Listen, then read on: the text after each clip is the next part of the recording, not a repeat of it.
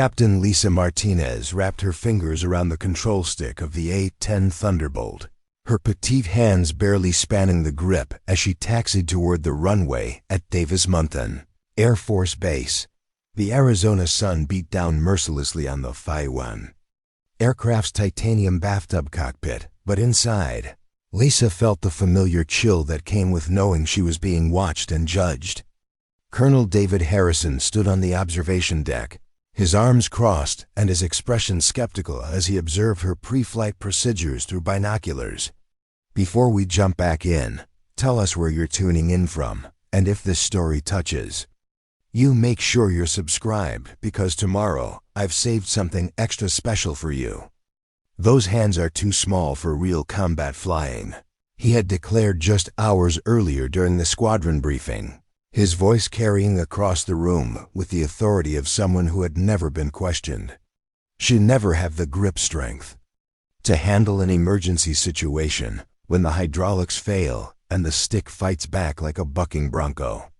But Colonel Harrison and the other pilots who snickered at her diminutive stature had no idea that in 18 hours, when their most experienced aviators would fail to complete the most dangerous close air support mission in the squadron's history,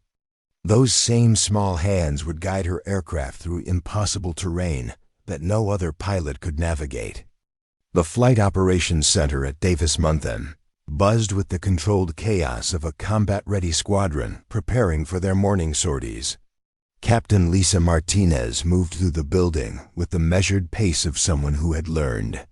to avoid drawing attention to herself, her flight suit crisp and properly fitted despite the way it seemed to dwarf her 5'3" frame. At 28, she possessed the kind of quiet competence that should have earned respect from her fellow pilots, but instead found herself constantly fighting against assumptions about her physical capabilities. The 355th Fighter Squadron, known as the Desert Eagles, was home to some of the Air Force's most aggressive A-10 pilots. These were aviators who lived for the adrenaline of low-level attack runs, who spoke in terms of danger-close missions and troops in contact scenarios, with the casual familiarity of people discussing the weather. In this environment, where physical presence and commanding voices often carried more weight than technical precision, Lisa had become accustomed to being overlooked during tactical discussions and passed over for the most challenging assignments. She settled into her usual seat in the back corner of the briefing room, her notebook open and pen ready as the morning's intelligence officer began outlining weather conditions and airspace restrictions for their training flights. Around her, the conversations continued in the low, confident tones of pilots who had never questioned their place in the military hierarchy. Lieutenant Jake Rodriguez, fresh from flight training and eager to prove himself, dominated much of the discussion with loud observations about aircraft performance and tactical superiority. His voice carried the particular brand of cockiness that came from excelling in controlled training environments without yet facing the unpredictable challenges of actual combat. Major Kevin Thompson, the squadron leader, commanded attention simply by entering the room. At 35, he possessed the weathered confidence of someone who had flown combat missions over 3 different theaters of operation, his chest decorated with ribbons that told stories of successful close air support missions and precision strikes against high-value targets. When Thompson spoke, even the most experienced pilots leaned forward to catch every word, recognizing the voice of someone who had earned his authority through proven performance under fire. Lisa watched these interactions with a detached observation of someone who had grown accustomed to being peripheral to the squadron's social dynamics.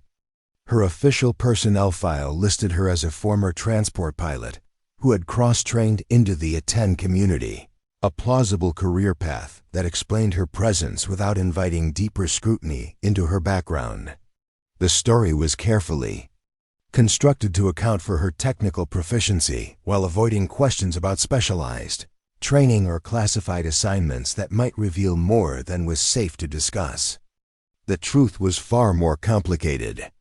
Before arriving at Davis-Monthan, Captain Lisa Martinez had spent 3 years as a test pilot for the Air Force's most classified drone development program, flying experimental aircraft that pushed the boundaries of what was considered possible in terms of precision control and navigational accuracy. Her small hands, which drew mockery from her current squadron mates, had been specifically selected for that assignment because they could manipulate the incredibly sensitive control systems of prototype aircraft that required the kind of delicate touch that larger pilots simply could not provide. That assignment had ended abruptly when budget cuts eliminated the entire program, leaving Lisa with skills and experience that officially never existed. The test pilot program's classification level meant that her accomplishments could never be acknowledged in her regular service record, forcing her to accept a transfer that appeared to be a step backward in her career progression. From the outside, it looked like a transport pilot trying to break into the more prestigious fighter community. The reality was a pilot with capabilities that exceeded anyone else in the squadron, accepting a role that dramatically underutilized her expertise.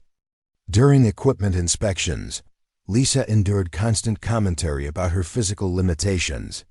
Sergeant Mike Johnson, the veteran crew chief responsible for maintaining the squadron's aircraft, had initially expressed concerns about her ability to reach all the necessary controls during emergency procedures.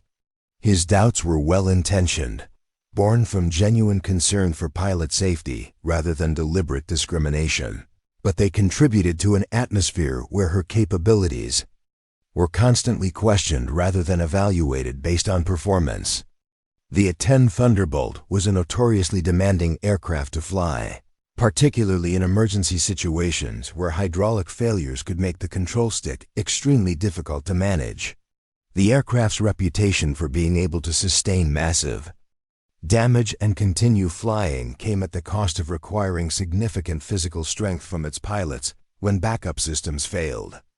In the squadron's collective memory, there were stories of pilots who had fought disabled aircraft back to base through sheer muscular endurance, wrestling with controls that fought every input with the determination of a living thing. These stories, repeated with the reverence usually reserved for religious texts, reinforced the belief that flying the A-10 effectively required a certain physical profile. Pilots spoke of pulling the aircraft out of power dives with control sticks that demanded every ounce of upper body strength, of maintaining formation flight when hydraulic pressure dropped and every control input became a battle against mechanical resistance. In this context, Lisa's small stature became a constant source of speculation about her ability to handle the aircraft's most demanding situations. Lieutenant Sarah Chun, one of the few other female pilots in the squadron, had initially seemed like a potential ally. Her own experience navigating the challenges of being a woman in a male-dominated field should have created natural common ground. However, Chun had established her credibility through a notably aggressive flying style and an outspoken personality that contrasted sharply with Lisa's more reserved approach. Rather than solidarity, Chun seemed to view Lisa's quiet competence as a threat to her own carefully established position as the squadron's token female pilot who could match the men in both skill and attitude. The squadron's social dynamics played out most clearly in the officers' club, where pilots gathered after duty hours to decompress and build the interpersonal relationships that often proved crucial during high-stress situations. Lisa attended these gatherings out of professional necessity, understanding that isolation from the group could affect her career progression and potentially her safety during joint missions. However, she found herself relegated to the edges of conversations, included only when specific technical questions arose that required her particular expertise.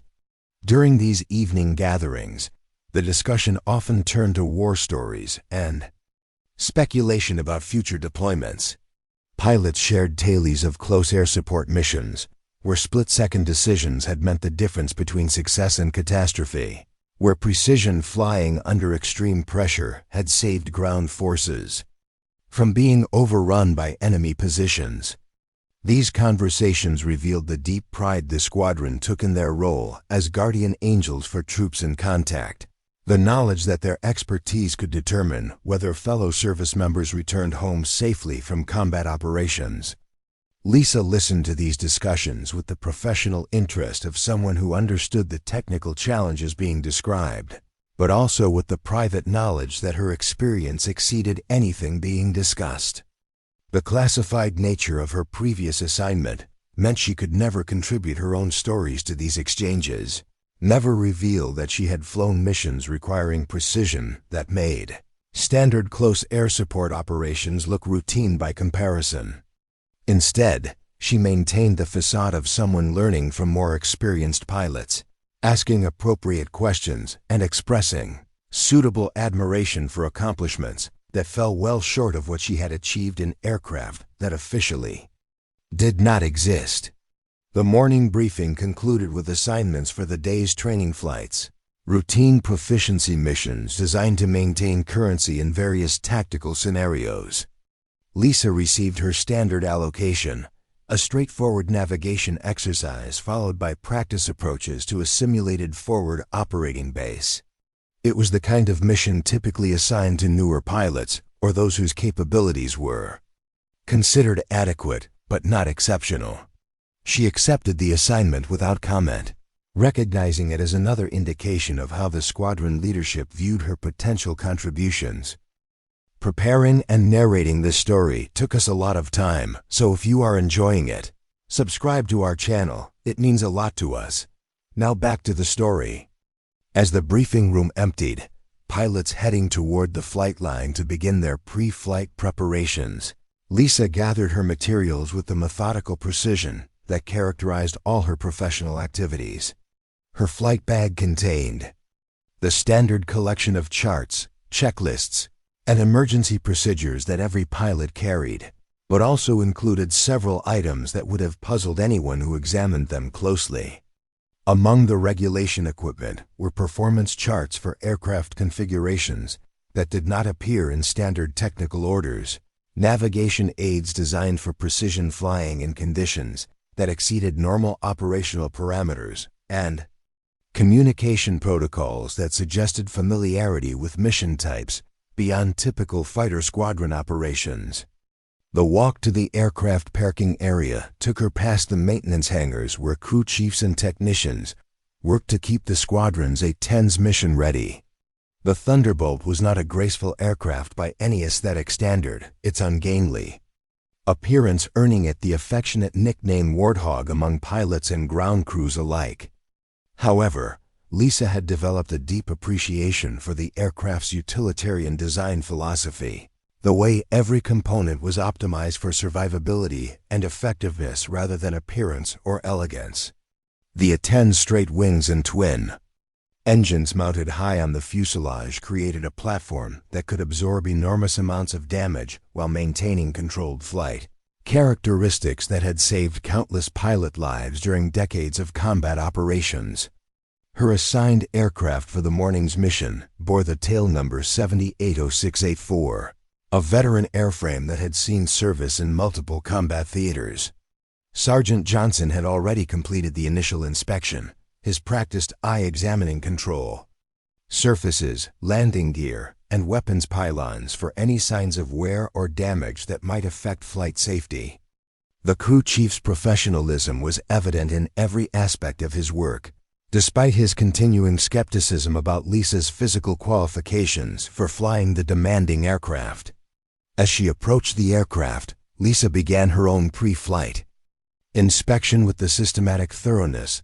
that had been drilled into every pilot during initial training. However, her examination went beyond the standard checklist items, incorporating assessment techniques learned during her classified assignment that could identify potential problems before they became flight safety issues. Her small hands, the source of so much commentary from fellow pilots, proved invaluable during the detailed inspection of control linkages and hydraulic connections, allowing her to reach areas that other pilots often had to examine by feel alone. The squadron's monthly flight evaluation meeting convened in the sterile conference Room adjacent to Colonel Harrison's office. Fluorescent lights casting harsh shadows across the polished table where Lisa's fellow pilots assembled for what had become a ritualistic examination of performance metrics and tactical assessments. The walls displayed decades of squadron photographs, rows of stern-faced aviators whose accomplishments in various conflicts served as constant reminders of the standards expected from Desert Eagle pilots. Lisa took her customary position near the back of the room, her flight records spread before her in neat folders that documented competent but unremarkable performance across all measured categories. Colonel Harrison entered with the purposeful stride of someone whose authority had never been seriously challenged, his uniform bearing the ribbons and badges that marked him as a veteran of combat operations spanning 2 decades.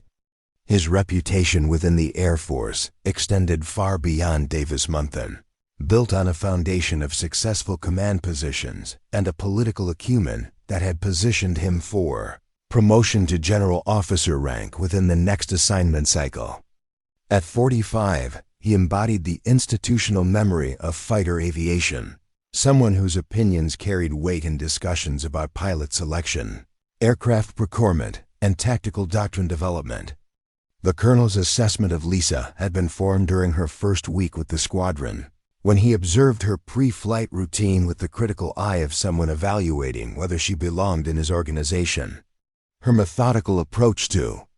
aircraft inspection, while technically correct, struck him as overly cautious rather than confident. The way she adjusted her seat and rudder pedals to accommodate her smaller frame reinforced his conviction that the A-10 cockpit had been designed for pilots of a different physical profile, specifically men whose natural reach and grip strength matched the aircraft's demanding control requirements. During simulated emergency procedures, Harrison made a point of observing Lisa's responses to hydraulic failure scenarios, timing her reaction speed and noting the visible effort required for her to manipulate the backup flight controls. His running commentary, delivered in the measured tones of professional evaluation, consistently emphasized concerns about her ability to maintain aircraft control during actual emergency situations, where adrenaline and time pressure would compound the physical demands of flying a damaged aircraft. Lieutenant Rodriguez had become Harrison's unofficial spokesman regarding Lisa's limitations, his enthusiasm for pointing out her supposed deficiencies, matching his eagerness to distinguish himself as the squadron's most promising young pilot. During post-flight debriefings, Rodriguez consistently raised questions about Lisa's performance that seemed designed more to highlight her differences than to address legitimate tactical concerns. His observations about her grip strength, reach, limitations, and overall physical presence were delivered with the casual authority of someone who believed his opinions reflected objective military judgment rather than personal bias. The evaluation meeting focused initially on routine performance metrics, squadron-wide statistics that demonstrated the Desert Eagle's continued excellence in training benchmarks and readiness assessments. Major Thompson presented charts showing weapon accuracy scores, navigation precision measurements, and emergency procedure response times that placed the squadron among the top performers in their wing. However, when the discussion turned to individual pilot assessments, the tone shifted toward more subjective evaluations of leadership potential in combat readiness that relied heavily on Harrison's personal observations and preferences. Lisa's performance review reflected competent execution across all measured areas, with particular strength noted in navigation accuracy and systems knowledge. Her weapon scores consistently met or exceeded squadron standards, and her emergency procedure responses demonstrated thorough understanding of proper techniques and priorities. However, the written comments accompanying these objective measurements raised persistent questions about her suitability for high-stress combat situations, where physical demands might exceed her apparent capabilities. The colonel's critique focused specifically on an incident during the previous month's training exercise, when Lisa had been assigned to provide close air support for a simulated ground operation in the Nevada desert. The scenario involved multiple aircraft coordinating attacks against dispersed targets, while maintaining communication with ground controllers who provided real-time updates on friendly force positions. Lisa had executed her assigned attacks with precision that exceeded squadron standards, delivering simulated weapons within meters of designated targets while maintaining perfect coordination with other aircraft in the formation. However, Harrison's assessment emphasized not her accuracy or tactical execution, but rather his concerns about her physical appearance during the mission debrief.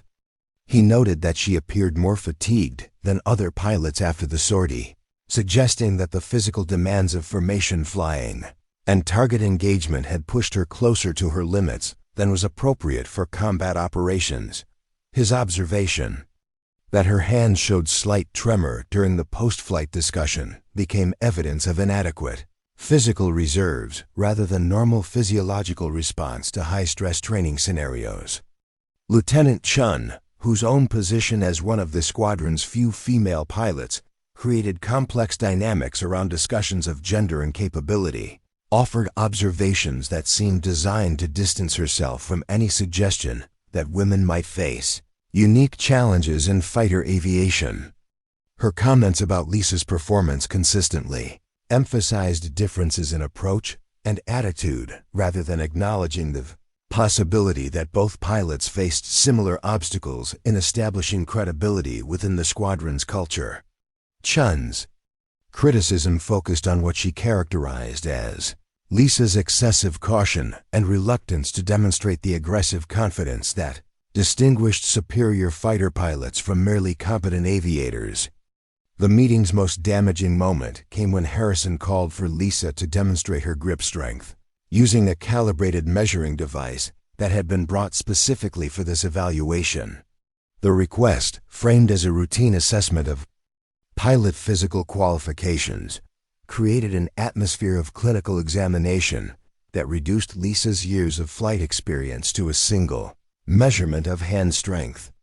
As she squeezed the device, generating readings that met minimum Air Force standards but fell below the squadron's informal expectations, the room's silence emphasized the significance of this moment in shaping perceptions of her overall capability.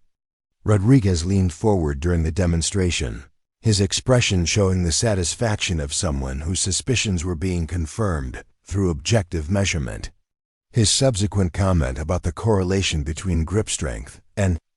aircraft control authority during emergency situations was delivered with the confidence of someone citing established scientific fact rather than expressing personal opinion.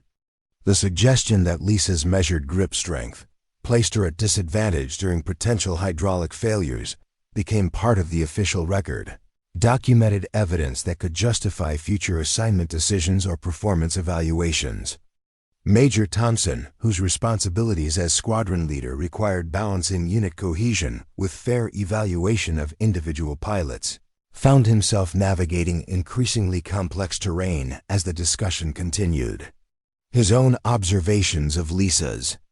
performance showed consistent competence and attention to detail that met all objective standards for A-10 pilots.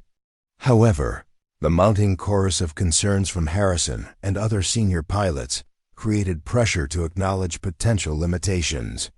that might affect the squadron's overall combat effectiveness during deployment scenarios. The evaluation concluded with assignments for the following month's training schedule, a distribution of missions and responsibilities that reflected each pilot's perceived strengths and development needs. Lisa received another allocation of routine proficiency flights and basic tactical scenarios, assignments appropriate for pilots still proving their suitability for more demanding missions. The absence of her name from high-priority training exercises or leadership development opportunities sent a clear message about the squadron leadership's assessment of her potential contributions to future combat operations. As the meeting dispersed, pilots gathering their materials and discussing plans for the remainder of the duty day, Lisa remained seated while reviewing the official documentation of her performance assessment. The written evaluation would become part of her permanent record, following her through future assignments and promotion boards, where officers who had never observed her flying would make decisions based on these carefully worded concerns about her physical limitations and questionable suitability for demanding combat roles. The walk back to the Squadron Operations Center took her past the aircraft maintenance areas where ground crews worked to prepare the afternoon's training flights. Sergeant Johnson approached with his typical directness, his expression showing the mixture of professional concern and personal frustration that characterized his interactions with Lisa since her arrival at Davis-Monthan. His question about her evaluation results was delivered with genuine interest in her career progression. Despite his continuing skepticism about her ability to handle the A-10's physical demands during actual emergency situations, the conversation that followed revealed the extent to which concerns about Lisa's capabilities had spread throughout the squadron's enlisted personnel, creating an atmosphere where her every action was scrutinized for evidence supporting or contradicting the prevailing narrative about her limitations.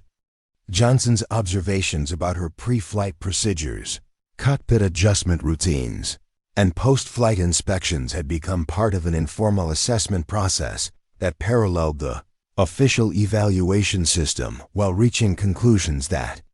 reinforced existing biases about her suitability for fighter aviation.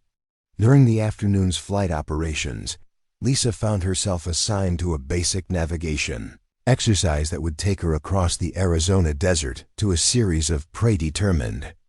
waypoints before returning to Davis-Monthan for practice approaches. The mission profile represented exactly the kind of routine training that had characterized most of her assignments since joining the squadron, technically challenging enough to maintain proficiency while avoiding the complex tactical scenarios that might provide opportunities to demonstrate exceptional capability or leadership potential under pressure. The pre-flight briefing emphasized standard procedures and safety considerations, with particular attention paid to emergency protocols and communication requirements that would ensure her safe return even if equipment failures complicated the mission. Major Thompson's instructions reflected the careful risk management approach that characterized all training operations, but Lisa detected subtle differences in tone and emphasis that suggested continuing concerns about her ability to handle unexpected situations that might arise during solo flights over remote terrain. As she walked toward her assigned aircraft, Lisa passed groups of pilots preparing for more demanding training scenarios that would test their skills in simulated combat environments. Lieutenant Rodriguez was leading a four-ship formation exercise that would involve coordinated attacks against ground targets while defending against simulated surface-to-air missile threats, exactly the kind of mission that separated competent pilots from those destined for combat leadership roles. His confident discussion of tactical approaches and contingency planning served as a reminder of the opportunities that remained beyond her reach while questions about her capabilities persisted. The sight of her aircraft sitting isolated on the flight line reinforced the symbolism of her position within the squadron's hierarchy, a competent but unremarkable pilot whose assignments reflected careful management of perceived limitations rather than utilization of potential strengths. The A-10's ungainly appearance seemed particularly pronounced in the harsh afternoon sunlight, its utilitarian design emphasizing function over form in ways that paralleled her own position as someone whose value was measured against expectations that might not reflect her actual capabilities or potential contributions to the squadron's mission. The daily rhythm of operations at Davis-Monthan Air Force Base followed patterns established through decades of training cycles and operational deployments, a carefully orchestrated schedule that balanced pilot proficiency requirements with aircraft maintenance needs and administrative responsibilities. Lisa had adapted to this routine with the precision of someone who understood that success in military aviation depended as much on consistency and reliability as on exceptional moments of performance that captured attention and advanced careers. Her typical day began before dawn with physical training, that emphasized the cardiovascular fitness and core strength, essential for withstanding the physical stresses of high-performance flight operations. The squadron's fitness program was designed around the specific demands of A-10 flying, incorporating exercises that simulated the muscular endurance required during extended combat missions where pilots might spend hours in cramped cockpits while maneuvering heavy aircraft through demanding tactical scenarios. Lisa approached these sessions with the same methodical dedication that characterized all aspects of her professional development, meeting every standard while avoiding the competitive displays that might draw unwanted attention to her physical capabilities. The Squadron Operations Center served as the hub of daily activities, a complex facility where mission planning, weather briefings, and aircraft scheduling converged to support the continuous flow of training flights that maintained pilot currency and squadron readiness. Lisa had earned recognition among the support staff for her thorough preparation and attention to detail, qualities that made her missions proceed smoothly even when equipment problems or weather changes required last-minute modifications to planned activities. Her reputation for reliability had created informal relationships with schedulers and intelligence personnel, who appreciated working with pilots who minimized complications and unnecessary drama. Flight planning represented one area where Lisa's technical expertise clearly exceeded squadron norms, though this advantage remained largely unrecognized by the pilots, who focused more on aggressive flying styles and tactical innovation than on the precise navigation and systems management that ensured mission success. Her route selections consistently optimized fuel consumption and timing, while incorporating multiple contingency options that provided flexibility when circumstances changed during flight operations. These skills, developed during her classified test pilot assignment, represented capabilities that far exceeded standard fighter pilot training but remained invisible to observers who measured competence through different criteria. The aircraft assignment process reflected the squadron's assessment of each pilot's capabilities and development needs, with the newest and most capable A-10s typically allocated to senior pilots or those identified as future leaders. Lisa consistently received older aircraft with higher maintenance hours and more frequent mechanical issues, assignments that were justified as appropriate for pilots still proving their reliability and technical competence. She approached these assignments without complaint, recognizing that her performance with challenging aircraft might eventually demonstrate capabilities that could not be questioned based on physical characteristics or perceived limitations. Sergeant Johnson's maintenance team had developed a professional respect for Lisa's aircraft handling and attention to mechanical details, even as questions persisted about her ability to manage emergency situations that required maximum physical capability. Her pre-flight inspections consistently identified potential problems before they could compromise flight safety, a skill that reflected both technical knowledge and the kind of systematic attention to detail that prevented minor issues from becoming major failures during critical moments. The maintenance records for aircraft assigned to Lisa showed fewer in-flight emergencies and mechanical problems than squadron averages, though this pattern was attributed to her cautious flying style rather than superior preparation and aircraft management. The weapons training program provided another venue where Lisa's capabilities conflicted with prevailing perceptions about her limitations and potential contributions to combat operations. Her scores on both air-to-ground and air-to-air gunnery exercises consistently ranked among the squadron's top performers, demonstrating precision and consistency that exceeded most pilots with significantly more experience in the A-10 community. However, these achievements were often dismissed as products of excessive practice and conservative tactical approaches, rather than evidence of exceptional skill and natural ability that might translate to superior performance during actual combat operations. During simulated close air support missions, Lisa demonstrated an intuitive understanding of the complex coordination required between air and ground forces, consistently delivering simulated weapons within meters of designated targets while maintaining perfect communication with ground controllers and situational awareness of friendly force positions. Her performance in these exercises reflected not only technical proficiency, but also the kind of tactical judgment that distinguished pilots capable of operating effectively in the chaotic environment of actual combat operations where split-second decisions determined mission success and friendly force survival. The squadron's social structure extended beyond duty hours into informal gatherings that played crucial roles in building the interpersonal relationships and mutual trust essential for effective combat operations. Lisa participated in these activities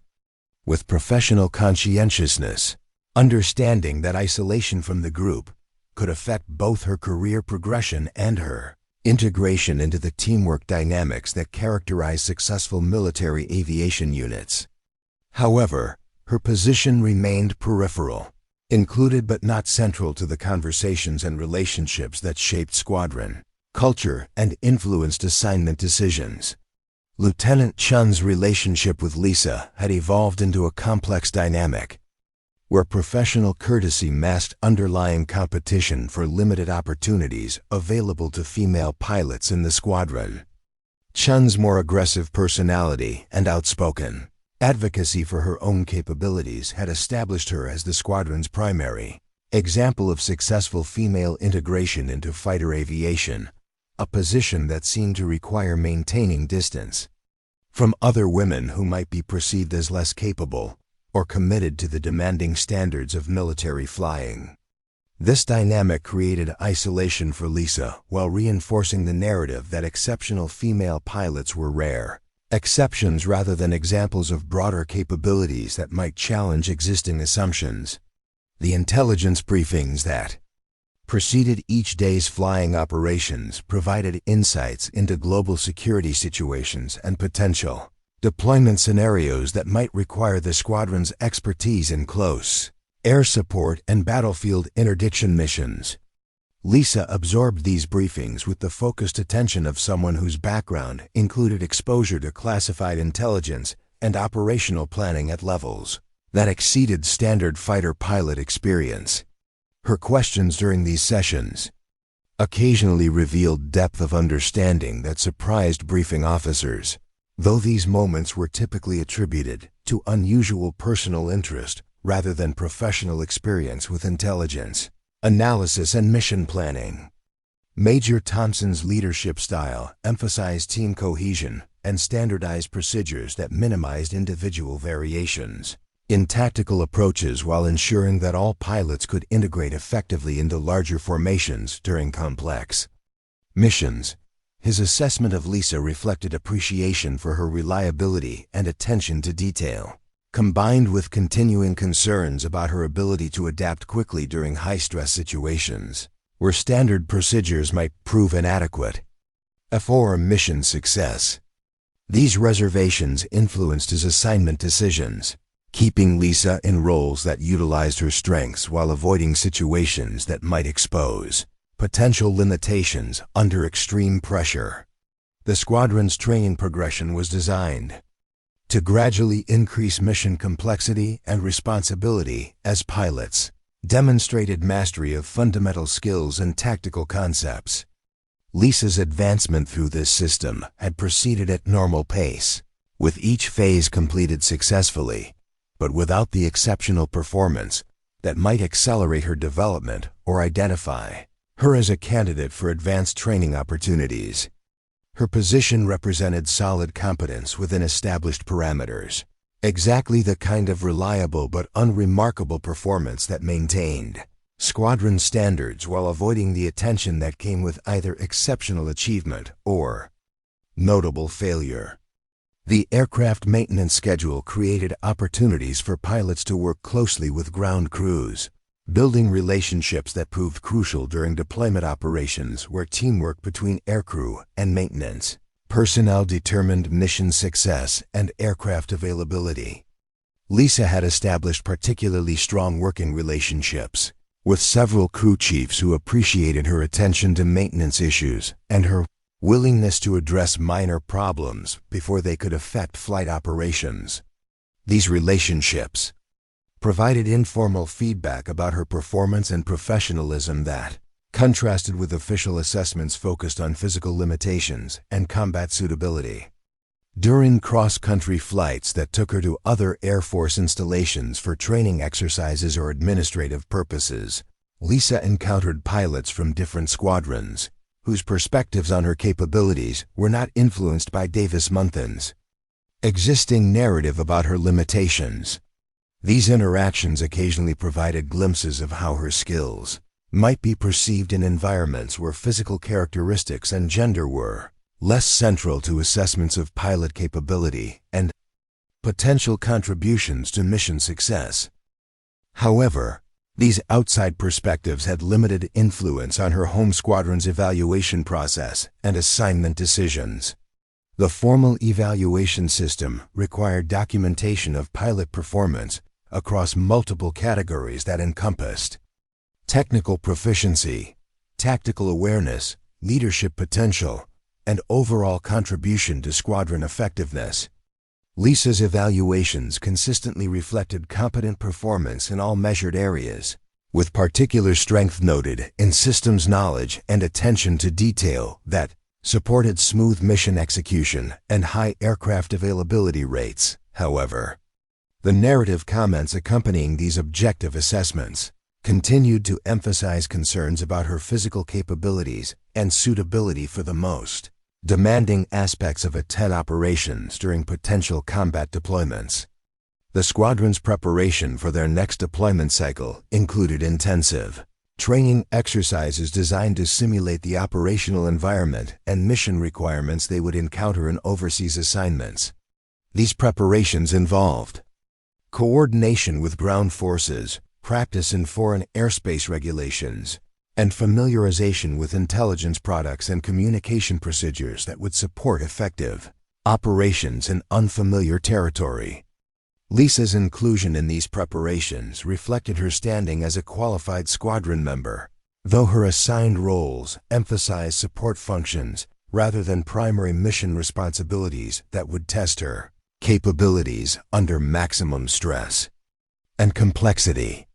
The official personnel file for Captain Lisa Martinez painted a straightforward picture of a career path that followed conventional patterns for Air Force pilots seeking transition from transport operations to the more demanding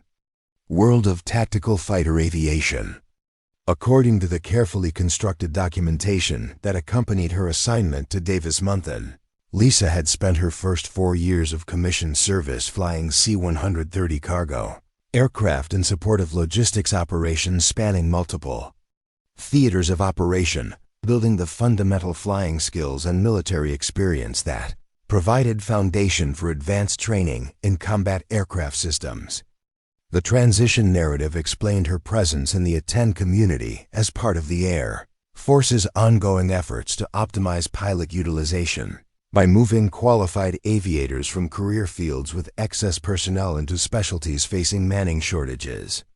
The story was plausible and well documented, supported by training records that showed successful completion of the demanding A-10 conversion course at Davis-Monthan's formal training unit, where new pilots learned to master the complex systems and unique flying characteristics that distinguish the Thunderbolt from other fighter aircraft in the Air Force inventory. Colonel Harrison had reviewed Lisa's file during her initial assignment processing, finding nothing unusual in the documentation that described her background and qualifications for A-10 operations. The training records showed competent but unremarkable performance during her conversion course, with instructor comments that emphasized her attention to detail and systems knowledge, while noting concerns about her adaptation to the physical demands of single-seat fighter operations. These observations reinforced Harrison's initial assessment that Lisa represented an adequate pilot whose capabilities matched the minimum standards for A-10 operations without suggesting exceptional potential for combat leadership or advanced tactical responsibilities. Major Thompson's integration of Lisa into Squadron operations had been guided by the assumption that her transport background provided solid foundation in basic aviation skills while leaving gaps in tactical knowledge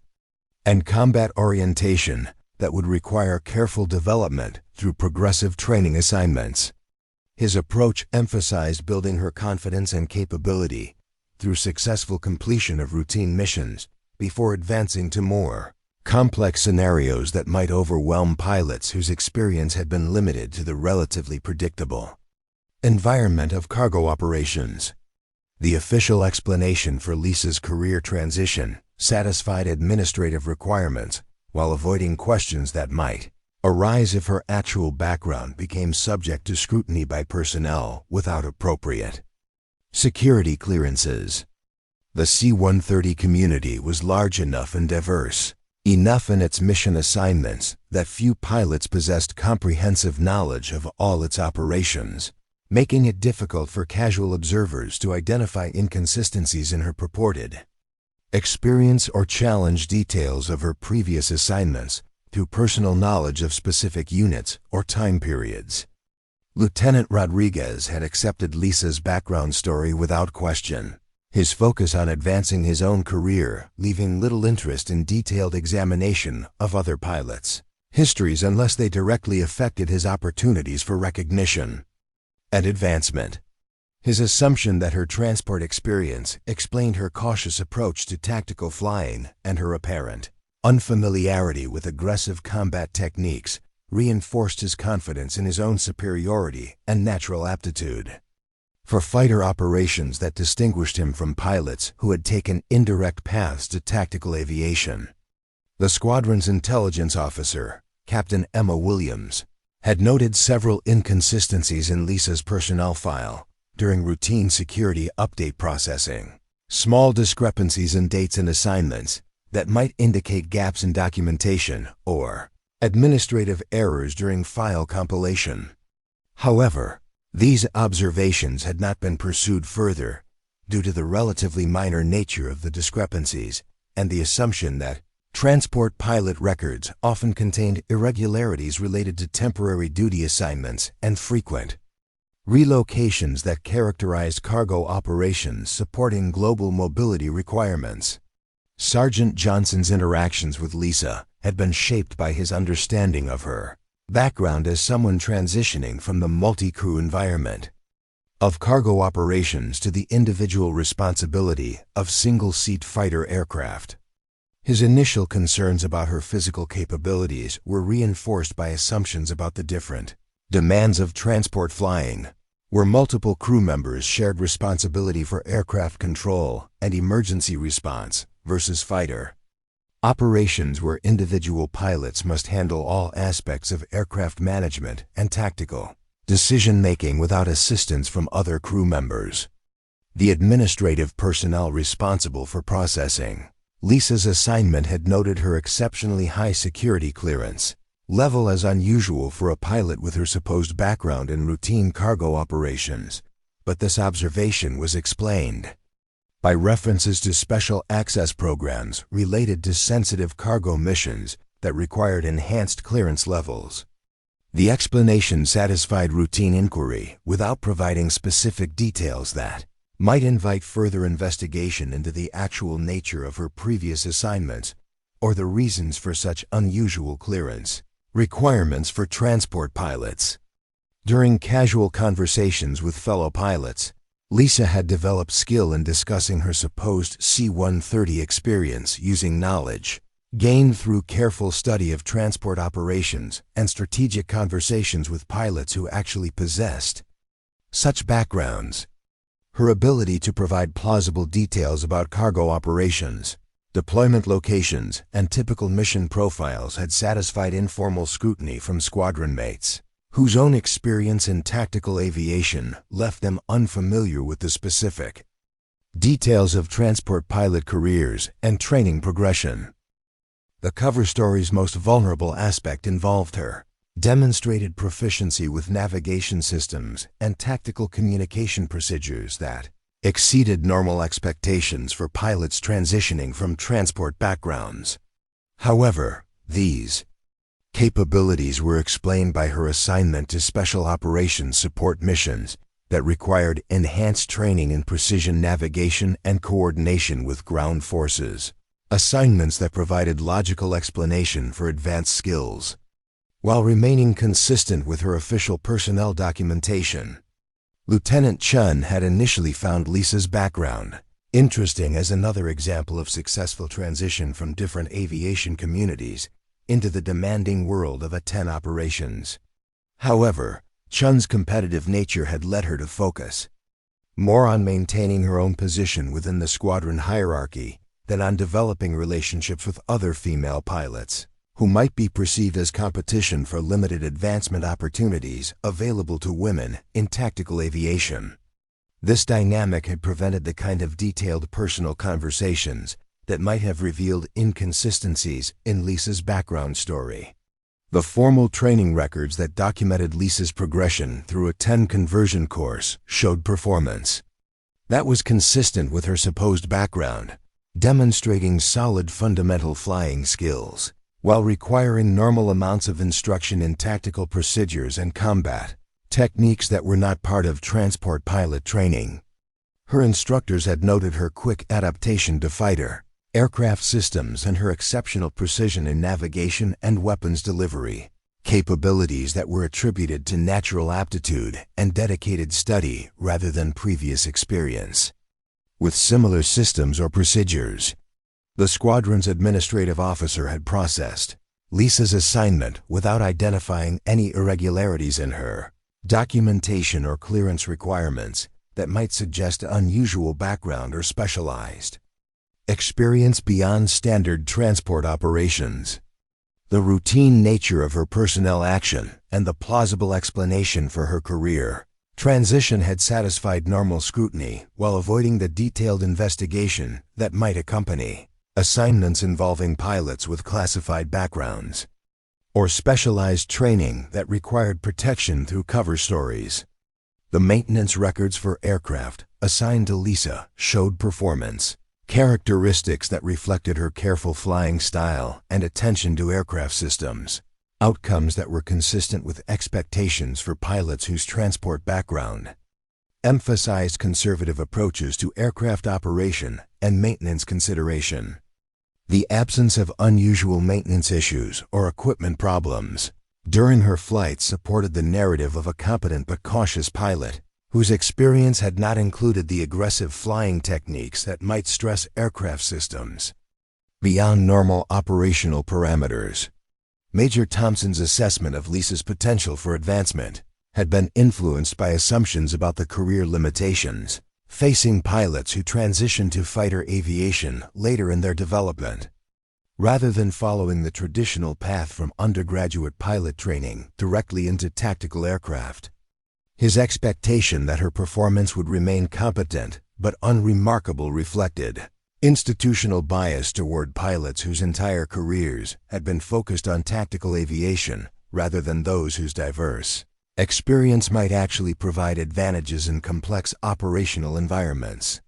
The cover story had withstood routine scrutiny for over 18 months, providing sufficient explanation for Lisa's presence and capabilities while protecting the classified nature of her actual background and the security considerations that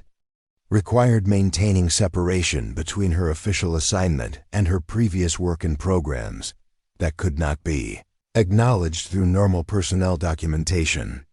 The success of this deception had allowed her to integrate into squadron operations while avoiding the complications that might arise if her true qualifications became known to personnel without appropriate clearances or need to know. The secure communication that arrived in Colonel Harrison's classified message system carried the kind of cryptic authentication codes that immediately elevated routine administrative matters into the realm of operational security and compartmentalized information. The message, originating from Air Force Personnel Center's Special Programs Division, contained a single paragraph requesting confirmation of Captain Martinez's current assignment status and an assessment of her integration into normal squadron operations. terminology that suggested familiarity with personnel whose backgrounds required careful monitoring and protection through appropriate cover assignments. Harrison's initial reaction was professional curiosity about why a routine pilot assignment would generate interest from personnel offices that typically handled only the most sensitive career fields and classified programs. His security clearance provided access to compartmentalized information, but the message's classification level and originating organization suggested connections to programs that operated beyond his normal span of authority and awareness. The request for assessment of Lisa's integration implied that her assignment to his squadron was not merely routine personnel management, but part of a deliberate placement strategy that required evaluation and reporting. The colonel's review of Lisa's personnel file took on new significance as he searched for indicators that might explain the special interest in her assignment and performance. The documentation appeared routine and consistent with standard transport pilot backgrounds, but his trained eye began to notice subtle inconsistencies that had previously escaped attention during normal administrative processing. The gaps in assignment dates, the unusually high security clearance level, and the vague references to special operations support missions created a pattern that suggested deliberate obfuscation rather than normal career progression documentation. His inquiry to the wing commander about protocols for handling pilots with classified backgrounds received a carefully worded response that confirmed the existence of special procedures without providing specific details about individual cases or programs that might be represented within the wing's current personnel assignments. The guidance emphasized the importance of maintaining normal operational treatment for all pilots while ensuring that any unusual circumstances or performance characteristics were documented and reported through appropriate channels that maintained necessary security compartmentalization. Captain Williams, the squadron intelligence officer, had been conducting routine security update processing when she encountered Lisa's file and discovered that several of the background investigation references required clearance levels that exceeded her own authorization to review. The existence of information that was compartmentalized beyond normal squadron-level access suggested involvement in programs that operated at classification levels typically reserved for the most sensitive Air Force operations and development projects that required exceptional security protection. Her discreet inquiry to the base security office about procedures for handling personnel with special access program backgrounds had generated a briefing that emphasized the careful balance between operational security and normal treatment that was essential for maintaining effective cover assignments. The guidance confirmed that some personnel might possess backgrounds that could not be fully disclosed even to their immediate supervisors, while emphasizing the importance of professional evaluation based on observable performance rather than speculation about undocumented qualifications or experience. Sergeant Johnson's maintenance team had begun to notice patterns in Lisa's aircraft handling and system management that exceeded normal expectations for pilots with her supposed background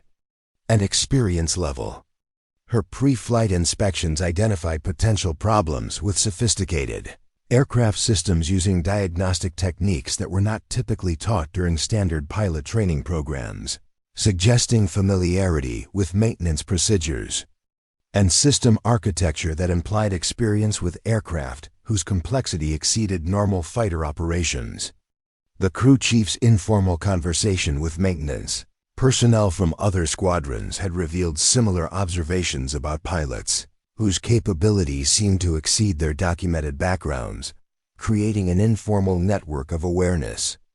about personnel whose assignments might involve security considerations beyond normal squadron operations. This informal intelligence suggested that Lisa was not unique in possessing capabilities that exceeded her official documentation, implying systematic placement of personnel with classified backgrounds into routine assignments that provided necessary cover while maintaining operational security. During a routine wing-level meeting focused on personnel readiness and deployment preparation, Harrison had encountered references to special programs that provided pilots with advanced training in classified systems and procedures that could not be acknowledged through normal career documentation. The discussion, conducted in carefully neutral language that avoided specific program details, suggested that the Air Force maintained ongoing operations that required exceptional security protection while placing trained personnel in assignments that might not reflect their full qualifications or potential contributions. Major Thompson's growing awareness of Lisa's unusual capabilities had led him to conduct careful observation of her performance during routine training missions, looking for indicators that might explain the disconnect between her documented background and her demonstrated proficiency in areas that exceeded normal expectations for transport pilots transitioning to fighter operations. His analysis revealed consistent patterns of superior performance in navigation, systems management, and tactical awareness that suggested experience with operations requiring precision and capability that exceeded routine cargo missions. The squadron's participation in a multi-unit training exercise had provided opportunities for outside observers to evaluate Lisa's performance without the influence of existing perceptions about her limitations and background. The visiting instructor pilots had noted her exceptional precision in complex tactical scenarios and her intuitive understanding of advanced navigation techniques that were not typically part of standard A-10 training programs. Observations that raised questions about the accuracy of her documented experience and training progression. Lieutenant Rodriguez's competitive nature had led him to investigate Lisa's background more thoroughly than normal professional courtesy might suggest, motivated by his desire to understand why someone with supposedly limited tactical experience consistently outperformed pilots with more traditional fighter aviation careers. His informal research into C-130 operations and typical transport pilot training had revealed gaps in her story that did not align with normal career progression patterns, suggesting either exceptional individual capability or experience that was not reflected in available documentation.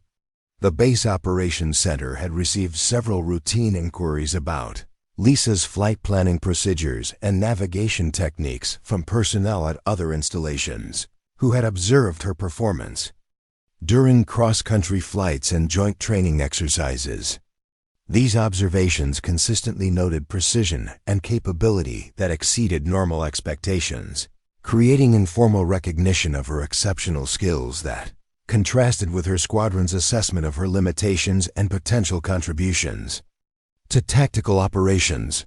Captain Williams's security update processing had uncovered additional layers of classification, protecting certain aspects of Lisa's background, restrictions that required special authorization even to acknowledge the existence of the protected information. The elaborate security structure surrounding her personnel file suggested involvement in programs whose sensitivity exceeded normal operational security requirements, implying experience with projects or assignments that required exceptional protection through comprehensive cover stories and careful personnel management. During a casual conversation about pilot training and career development, Harrison had learned that Lisa's conversion course performance had been evaluated by instructors with special access program experience, personnel whose own backgrounds included exposure to classified training and operational programs. Their assessment of her capabilities had been documented in files that required enhanced security protection, suggesting that her demonstrated proficiency reflected experience that could not be acknowledged through normal training documentation. The pattern of observations and inquiries surrounding Lisa's assignment had created a growing awareness among squadron leadership that her background might involve complexities that exceeded the information available through normal personnel channels. This recognition carried implications for her assignment and utilization that balanced operational security requirements with the practical need to evaluate and employ her capabilities effectively while maintaining the security protection that her background apparently required through continued operation undercover assignment protocols. The emergency briefing convened at 0630 hours on a Tuesday morning that began like any other until the secure phone call from Nellis Air Force Base shattered the routine of squadron operations with news that would test every assumption about pilot capability and mission requirements. Colonel Harrison entered the briefing room with the grim expression of someone who had just received orders that would challenge his unit in ways that training exercises could never replicate, his uniform bearing the creases of someone who had dressed quickly after being awakened by urgent communications that could not wait for normal duty hours. The situation unfolding in the Nevada desert defied conventional tactical planning and threatened to expose the limitations of standard operating procedures when confronted with scenarios that exceeded the parameters of normal military operations. A special forces team conducting classified operations near the Red Canyon training range had encountered hostile fire from unknown attackers and had taken refuge in a narrow gorge whose geological features created impossible conditions for traditional close air support missions. The canyon walls rose nearly vertically for 300 feet on both sides, creating a corridor barely 50 meters wide at its narrowest point, with the trapped soldiers positioned approximately 2 kilometers from either end of the formation. Major Thompson studied the satellite imagery with growing concern as the tactical situation became clear through successive intelligence updates transmitted from the forward air controller embedded with the Special Forces team. The hostile forces, estimated at 20 to 30 well-equipped individuals with military training, had positioned themselves on the canyon rim with overlapping fields of fire that prevented any movement by the trapped team while maintaining concealment that made them virtually impossible to target through conventional attack profiles. The geography created a tactical nightmare where standard close air support procedures were not only ineffective but potentially catastrophic for friendly forces trapped in the narrow confines below. The first wave of rescue attempts had already failed spectacularly, with 2 F-16 Fighting Falcons from Nellis unable to safely navigate the confined airspace while maintaining visual contact with ground targets that remained hidden among the rocky outcroppings. The high-speed characteristics that made the F-16 superior in air-to-air combat became severe limitations in the ultra-low altitude environment, where precise maneuvering was essential and margin for error was measured in feet rather than the thousands of feet that characterized normal tactical operations. Both pilots had attempted attack runs, but were forced to abort when their approach angles proved inadequate for positive target identification while maintaining safe separation from the canyon walls. Lieutenant Colonel Sarah Davis, an experienced A-10 pilot from the 66th Weapons Squadron at Nellis, had volunteered for the next rescue attempt, despite her extensive combat experience and exceptional reputation for precision flying in challenging environments. Her attempt to navigate the canyon had ended in near disaster when turbulence created by the confined airspace and thermal effects from the sun-heated rock walls had made precise aircraft control nearly impossible at the speeds necessary to maintain stable flight in such restricted conditions. Her forced withdrawal after a harrowing few minutes of fighting severe turbulence while trying to identify targets among the rocky terrain had emphasized the extraordinary difficulty of the tactical problem facing rescue planners. Captain Williams delivered the intelligence briefing with professional detachment that barely concealed her growing concern about the deteriorating situation and the limited options available for extracting the trapped Special Forces team before their tactical situation became completely untenable. The enemy forces demonstrated sophisticated understanding of the terrain advantages they possessed, using natural concealment and overlapping defensive positions to create killing zones that prevented movement while remaining virtually invisible to airborne observation. Their equipment included advanced communication systems that suggested coordination with external support and planning that indicated this was not a chance encounter, but a deliberately planned ambush designed to exploit the tactical limitations of conventional rescue operations. The time factor added urgency that transformed an already complex tactical problem into a crisis with implications that extended far beyond the immediate rescue mission. The Special Forces team's communication indicated they had sustained casualties that required immediate medical evacuation, with ammunition supplies that would not sustain extended defensive operations against determined attackers, who showed no indication of withdrawing from their advantageous positions. Weather forecasts predicted deteriorating conditions by late afternoon that would make any rescue attempts impossible until the following day, a delay that might prove fatal for wounded soldiers whose medical situation was already critical. Colonel Harrison's assessment of available options reflected the harsh reality that conventional pilots and aircraft were inadequately equipped for the unique challenges presented by the canyon rescue scenario. The A-10's slower airspeed and superior maneuverability made it theoretically better suited for the confined environment than faster fighter aircraft, but the precision flying required to navigate safely while engaging targets in such restricted conditions exceeded the capability of most pilots, even those with extensive combat experience and exceptional skill in normal close air support operations. The discussion among squadron leadership revealed growing recognition that this mission would require capabilities that transcended normal pilot training and experience, demanding a combination of precision flying, tactical judgment, and physical endurance that few pilots possessed even among the elite communities of special operations aviation. The canyon's geometry created aerodynamic challenges that would test aircraft control authority to its absolute limits, while requiring split-second decision-making in an environment where mistakes would result in immediate, catastrophic consequences for both aircrew and ground forces. Sergeant Johnson's input from the maintenance perspective highlighted additional complications related to aircraft configuration and fuel management that would affect mission planning and execution in ways that standard procedures did not address.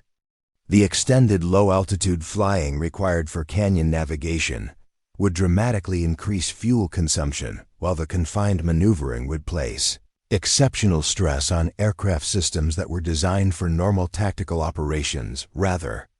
than the extreme demands of sustained ultra-low altitude flight in turbulent conditions created by confined terrain features. The communication intercepts from the trapped Special Forces team painted an increasingly desperate picture of soldiers under continuous fire while dealing with wounded teammates, whose medical needs were becoming critical as time passed without successful intervention. The forward air controller's reports emphasized the precision required for any effective air support, with friendly forces positioned so close to enemy locations that standard safety margins would be inadequate to prevent fratricide, while the confined terrain made visual identification of targets extremely difficult even under optimal conditions. Lieutenant Rodriguez volunteered immediately for the rescue mission with the confident enthusiasm that had characterized his approach to every challenging assignment since joining the squadron, his eagerness reflecting both genuine desire to help trapped soldiers and recognition that successful completion of such a high-profile mission could significantly advance his career prospects within the competitive environment of tactical aviation. However, his confidence was based on theoretical understanding of the challenges rather than practical experience with the kind of precision flying that the mission would demand in conditions that exceeded anything covered by standard training programs. The mission planning session revealed the inadequacy of standard tactical procedures when confronted with scenarios that fell outside the parameters of normal operations, forcing the planning team to develop entirely new approaches that incorporated techniques and considerations not covered by existing doctrine or training programs. The canyon rescue would require real-time adaptation to aerodynamic conditions that could not be predicted accurately, with margin for error so small that even minor miscalculations would result in immediate mission failure and potential loss of aircraft and aircrew. Colonel Harrison's growing frustration with the limited options available to his squadron reflected his recognition that this crisis would test his unit's capabilities in ways that might expose fundamental limitations in their training and preparation for scenarios that exceeded standard parameters. The failure of previous rescue attempts by experienced pilots flying capable aircraft emphasized that conventional approaches were inadequate for the unique challenges presented by the canyon environment and the sophisticated enemy tactics that had created the tactical situation. Captain Williams's intelligence updates continued to paint an increasingly grim picture of the tactical situation, with enemy forces demonstrating patience and discipline that suggested professional military training and access to intelligence that might have enabled them to predict and prepare for the rescue attempts that were failing to achieve their objectives. The sophistication of their defensive preparations and their apparent confidence in their ability to maintain their advantageous position suggested that they were prepared for extended operations and possessed resources that exceeded typical insurgent or terrorist capabilities. The squadron's senior pilots gathered around the mission planning table with expressions that reflected their growing appreciation for the complexity of the tactical problem and their professional concern about volunteering for a mission that had already defeated pilots with greater experience and arguably superior aircraft for the specific challenges involved. The combination of extreme flying conditions, sophisticated enemy tactics, and time pressure created a scenario that would challenge even the most capable pilots while offering limited margin for the kind of learning process that typically characterized successful adaptation to new tactical environments. As the morning progressed without successful resolution of the tactical problem, the discussion began to shift toward acceptance that conventional approaches might be inadequate for the unique challenges presented by the canyon rescue scenario. The repeated failures of experienced pilots using proven aircraft and tactics suggested that this mission would require capabilities that transcended normal training and experience, demanding a level of precision and tactical innovation that few pilots possessed even among the most elite units in the Air Force inventory. The growing recognition that standard procedures and conventional pilot capabilities might be insufficient for the canyon rescue mission created an atmosphere of professional frustration, mixed with genuine concern for the trapped soldiers whose situation continued to deteriorate as rescue attempts failed to achieve their objectives. The squadron's reputation for excellence in close air support operations was being challenged by a scenario that revealed the limitations of even exceptional pilots when confronted with conditions that exceeded the boundaries of normal tactical aviation operations. The strategic calculus that led to Lisa's selection for the canyon rescue mission reflected a combination of desperate circumstances and Colonel Harrison's grudging recognition that conventional approaches had proven inadequate for the extraordinary challenges presented by the tactical situation. His recommendation came not from confidence in her abilities, but from the harsh reality that every other option had been exhausted, with experienced pilots from multiple squadrons unable to overcome the unique difficulties created by the confined terrain and sophisticated enemy defensive positions that had turned a routine special operations mission into a crisis requiring intervention beyond normal capabilities. The classified communication that arrived from higher headquarters carried explicit authorization for the use of any available resources necessary to extract the trapped Special Forces team, language that provided Colonel Harrison with the flexibility to make assignment decisions based on operational necessity rather than normal personnel management considerations. The broad authority contained in the message reflected senior leadership's recognition that the tactical situation had evolved beyond standard parameters and required solutions that might not conform to conventional approaches or established procedures for mission assignment and risk management. Major Thompson's analysis of Lisa's qualifications for the mission focused on her demonstrated precision in navigation and weapons delivery, capabilities that had been consistently noted in her training evaluations, despite the persistent concerns about her physical limitations that had shaped squadron assessments of her overall potential. His review of her performance records revealed patterns of exceptional accuracy and systematic approach to complex, tactical scenarios that distinguished her from other pilots whose aggressive flying styles might be less suited to the delicate maneuvering required for successful navigation of the canyon environment. The mission briefing that outlined Lisa's assignment was delivered with professional detachment that barely concealed Colonel Harrison's reservations about entrusting such a critical operation to a pilot whose capabilities remained questioned by squadron leadership, despite her consistent demonstration of technical competence. His instructions emphasized the experimental nature of her attempt and the acceptable parameters for mission termination if conditions proved too challenging for safe completion. Language that reflected both concern for her safety and preparation for potential failure that might require alternative approaches to the rescue operation. Captain Williams's intelligence update provided Lisa with detailed information about the canyon geography and enemy defensive positions that had defeated previous rescue attempts. Briefing delivered with the thoroughness that characterized all her professional responsibilities, but also with subtle emphasis on the exceptional difficulty of the tactical situation that had already challenged pilots with greater experience and arguably superior qualifications for demanding flying operations. The intelligence officer's careful documentation of previous failure modes was intended to help Lisa avoid tactical mistakes while also emphasizing the magnitude of the challenge she was accepting. Sergeant Johnson's aircraft preparation reflected his professional commitment to providing the best possible equipment, despite his continuing doubts about Lisa's ability to handle the extreme demands of canyon flying in conditions that would test both pilot skill and aircraft capability to their absolute limits. His selection of the squadron's newest A-10 with the most reliable systems represented his determination to eliminate any equipment-related factors that might contribute to mission failure while acknowledging that the primary challenges would be aerodynamic and tactical rather than mechanical.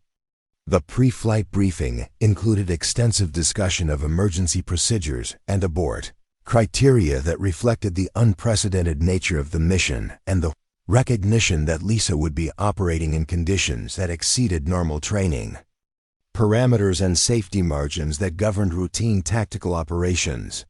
The comprehensive emergency planning represented both prudent preparation for potential problems and implicit acknowledgement that the mission carried risks that exceeded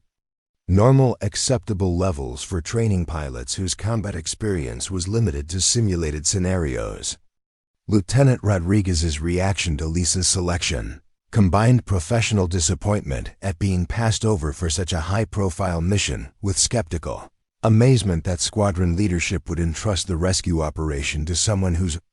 capabilities he had consistently questioned throughout her assignment to the Desert Eagles. His comments to fellow pilots reflected both wounded pride and genuine concern about the wisdom of selecting Lisa for a mission that had already defeated more experienced aviators flying aircraft better suited to the specific challenges of canyon navigation and precision engagement. The flight suit modification required for Lisa's mission included specialized equipment, normally reserved for test pilot operations, gear that provided enhanced communication capability and physiological monitoring that would allow ground controllers to assess her condition during the demanding flying that canyon navigation would require. The unusual equipment reflected both the experimental nature of her approach to the tactical problem and the recognition that she might encounter conditions that exceeded normal pilot experience and required enhanced support from ground-based personnel.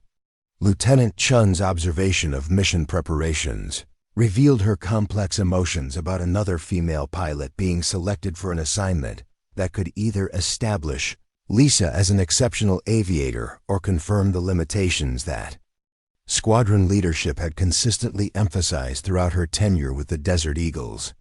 Chun's professional interest in the outcome reflected both competitive concern about her own standing within the squadron hierarchy, and genuine curiosity about whether Lisa possessed capabilities that had been overlooked during normal evaluation processes. The mission timeline provided Lisa with minimal preparation time that reflected the urgency of the tactical situation and the deteriorating condition of the trapped Special Forces team, whose communication indicated increasing casualties and dwindling ammunition supplies that would not sustain defensive operations much longer against determined attackers, who showed no indication of withdrawing from their advantageous positions. The compressed timeline eliminated opportunities for extensive practice or simulation that might have increased confidence in mission success, while emphasizing the experimental nature of her approach to challenges that had defeated conventional tactics. The weather briefing highlighted deteriorating conditions that would make any rescue attempts impossible by late afternoon, creating additional time pressure that eliminated options for delay or extensive mission modification based on lessons learned from previous failures.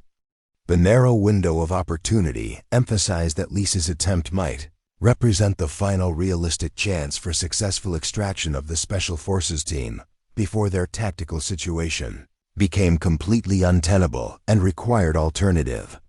approaches that would carry significantly higher risks for all personnel involved. Captain Williams's final intelligence update included intercepts suggesting that enemy forces were aware of previous rescue attempts and were prepared for additional efforts, indicating sophisticated intelligence gathering capability that exceeded typical insurgent operations and suggested coordination with external support that made their defensive preparations more formidable than standard tactical assessments might indicate.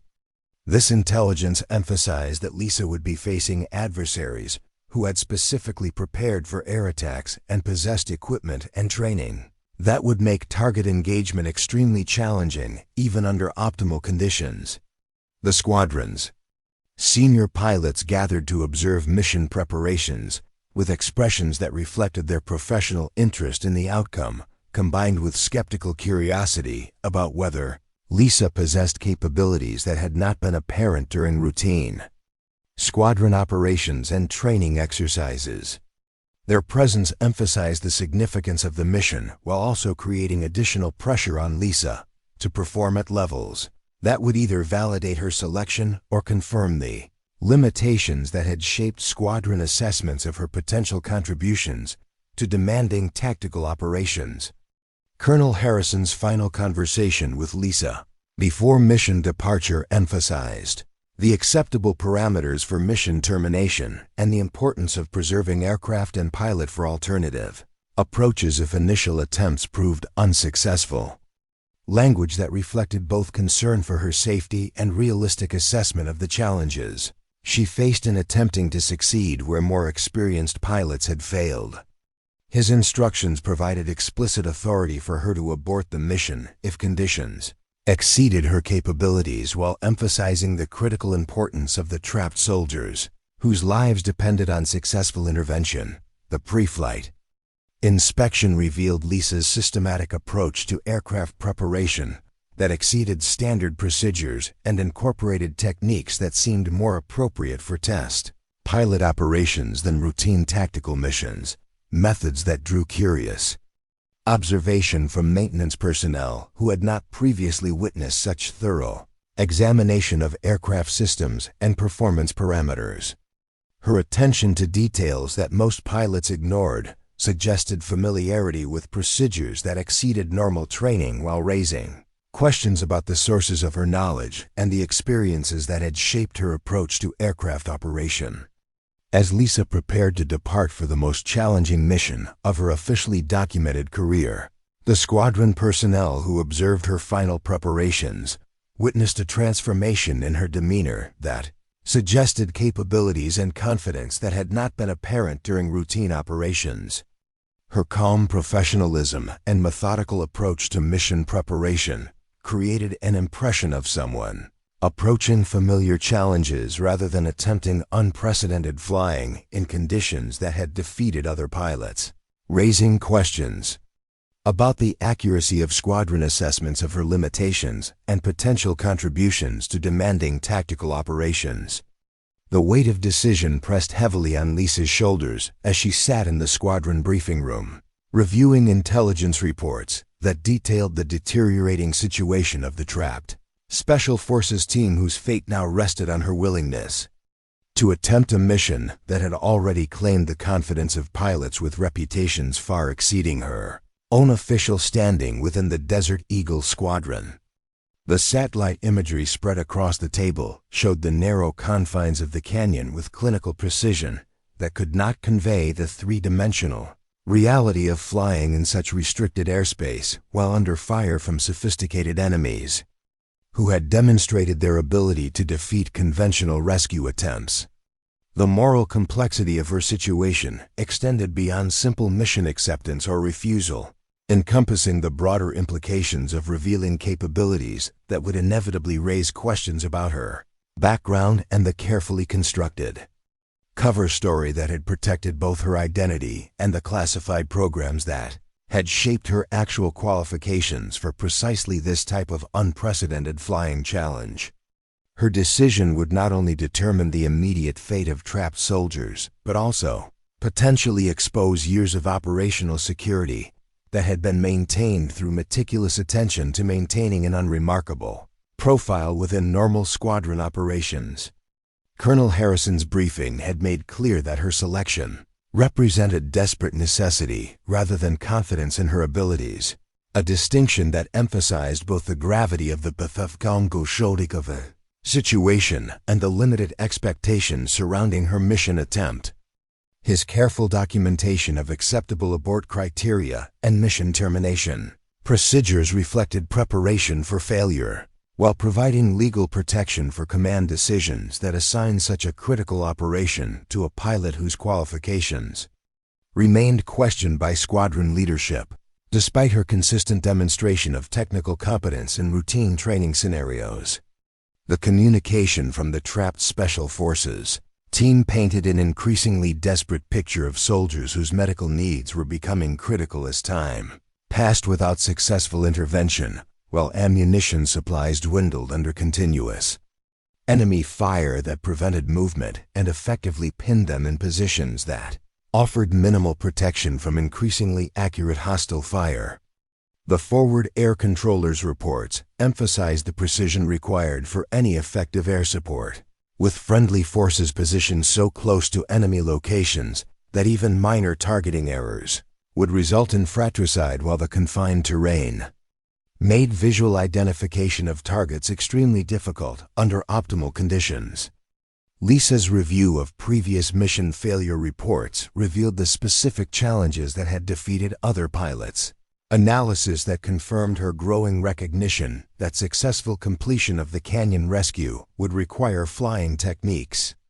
and tactical approaches that exceeded standard training while operating in conditions that pushed both aircraft capability and pilot skill beyond normal operational parameters. The detailed accounts of turbulence, visibility problems, and targeting difficulties provided valuable intelligence while emphasizing the magnitude of the challenge she was accepting. The personal dimension of her decision involved considerations that extended beyond immediate mission requirements to encompass the long-term implications of revealing capabilities that would inevitably generate questions about her background and training that could not be answered without compromising operational security that had been carefully maintained throughout her assignment to Davis-Monthan. Her success in the canyon mission would almost certainly destroy the anonymity that had allowed her to operate undercover while potentially exposing classified programs that required protection through continued operation under assumed identities. Sergeant Johnson's aircraft preparation had proceeded with meticulous attention to detail that reflected his professional commitment despite continuing doubts about her ability to handle the extreme demands of canyon flying in conditions that would test both pilot endurance and aircraft systems beyond normal design parameters. His selection of specialized equipment and careful attention to fuel loading and systems configuration demonstrated his determination to provide optimal support while acknowledging that equipment advantages could not compensate for the fundamental challenges of precision flying in such demanding conditions. The squadron's reaction to her mission assignment reflected the complex dynamics of military aviation communities, where individual capabilities were constantly evaluated against collective standards and peer comparisons that shaped both professional reputation and assignment opportunities. Lieutenant Rodriguez's visible disappointment at being passed over for such a high-profile mission was tempered by his skeptical amazement that leadership would entrust the rescue operation to someone whose limitations he had consistently emphasized throughout her tenure with the Desert Eagles.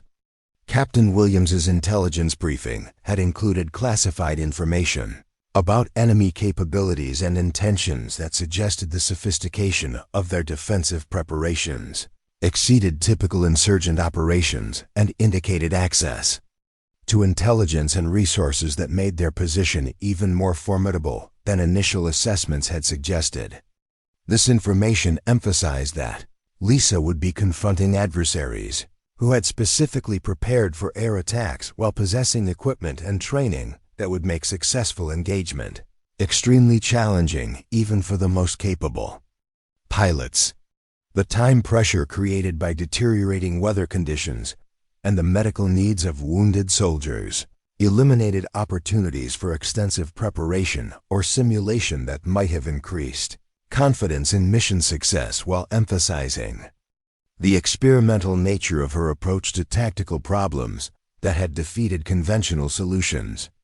The narrow window of opportunity meant that her attempt might represent the final realistic chance for successful extraction before alternative approaches would be required that carried significantly higher risks for all personnel involved.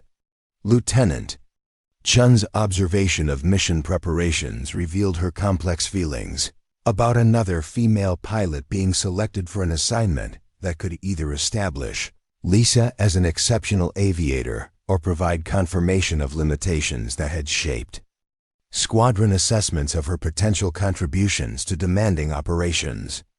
Chun's professional interest in the outcome reflected both competitive concerns about her own standing and genuine curiosity about whether Lisa possessed capabilities that had been overlooked during normal evaluation processes that emphasized aggressive flying styles over precision and technical excellence. The broader implications of the mission extended beyond immediate rescue objectives to encompass questions about pilot selection criteria and the effectiveness of conventional training programs in preparing aviators for scenarios that exceeded standard operational parameters. Lisa's success or failure would inevitably influence future policies regarding assignment of complex missions and the evaluation of pilot capabilities that might not be apparent through routine training exercises and standard performance metrics that emphasize conventional measures of aviation competence. The ethical dimension of her decision involved balancing her obligation to assist trapped soldiers against the potential consequences of revealing capabilities that had been classified for legitimate national security reasons that required protection. Through continued operation under cover assignments, her choice to accept or decline the mission would reflect her assessment of competing priorities that included immediate humanitarian concerns, long-term security considerations, and professional obligations that could not be easily reconciled through conventional military decision-making processes.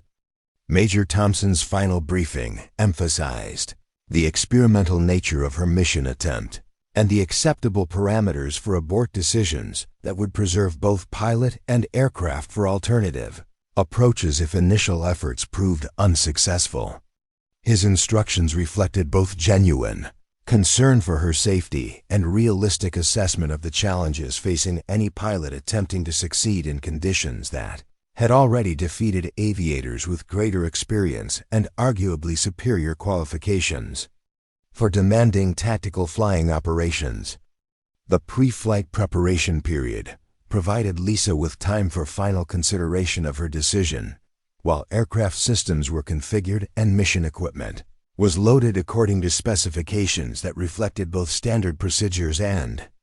specialized requirements for the unique challenges of canyon navigation under combat conditions.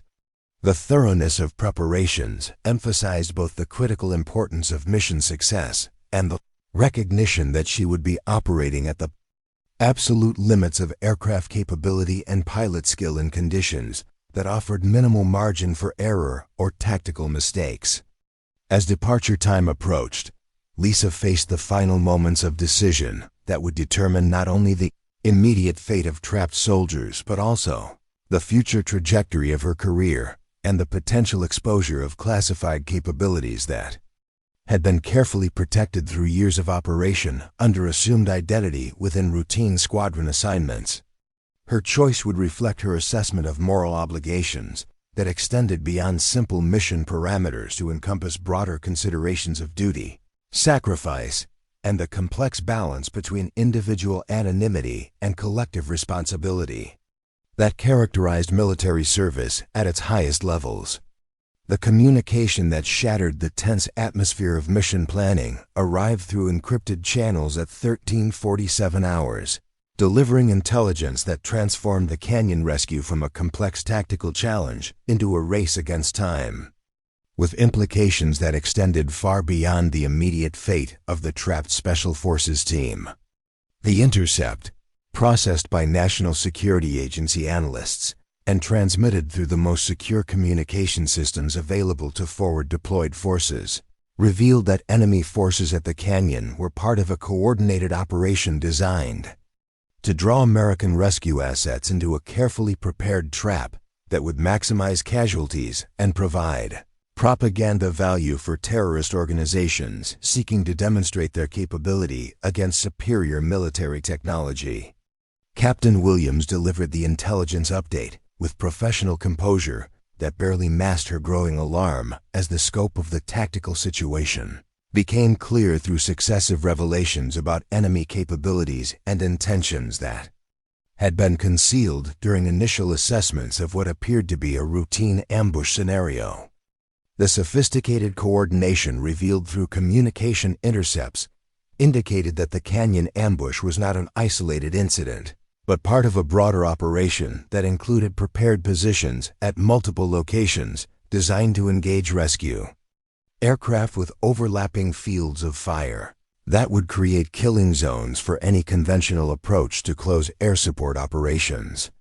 The enemy force composition had been significantly underestimated in initial intelligence assessments, with new information revealing the presence of advanced surface-to-air missile systems and experienced operators who possessed training in engaging low-flying aircraft under conditions that would provide maximum tactical advantage to ground-based defensive positions. The missile systems, identified through technical intelligence as Russian-manufactured equipment that exceeded the capabilities typically associated with insurgent operations, were positioned to provide interlocking coverage that would make conventional attack profiles suicidal for any rescue aircraft attempting to navigate the confined airspace of the canyon environment.